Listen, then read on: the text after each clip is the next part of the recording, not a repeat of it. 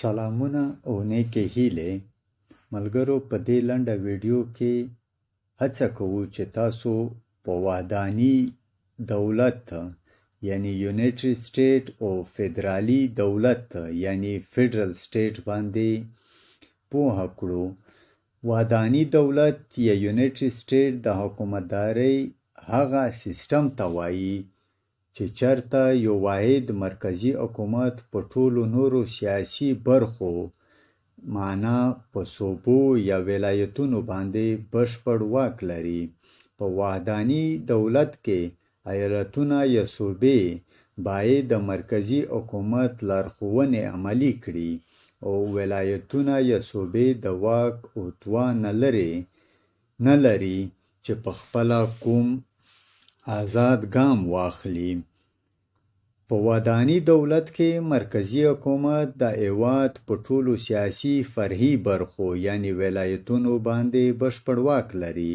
وحداني دولت د فدراسیون مخالف دی، یعنی په فدراسیون کې د حکومت کولو ځواک د مرکزي حکومت او د ایالتي یا صوبایي حکومتونو ترمنځ د اساسي قانون د لارې ویشل شوی وي. وحداني دولت په نړۍ کې تر ټولو عام ډول دی. د ملګرو ملتونو په 193 غړو هیوادونو کې 165 وحداني دولتونه دي چې برطانیه او فرانسه پکې د بیلګې په توګه یادولی شو. په وحداني دولت کې چې ایالتي حکومتونه کوم واک او اختیار لري د مرکز لخوا ورته سپارل شوی واک وي او کومه آئینی یا اساسي ګارنټي نه لري او چې کله هم مرکزي حکومت وغواړي بیرته یې ځنې اخیستلی شي. فدرالي دولت یعنی فدرال سټیټ د وحداني دولت ضد فدرالي دولت دی. فدراسیون د اساسي قانون له مخې تنظیم شوی اتحادیه یا د مرکزي فدرالي حکومت او ولایتونو ترمنځ اتحاد دی. په یو وحداني دولت کې د بېکفایته یا بېځواکه ولایتي حکومتونو برخلاف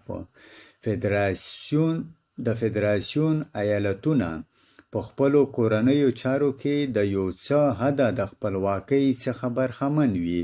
په فدرالي دولت کې ولایتي حکومتونه ته واک او ځواک د مرکز لخوا نه وي ورکړل شوی او بیرته یې نشي ځنې اخیستی، بلکې د اساسي قانون لخوا یې ترلاسه کړی وي.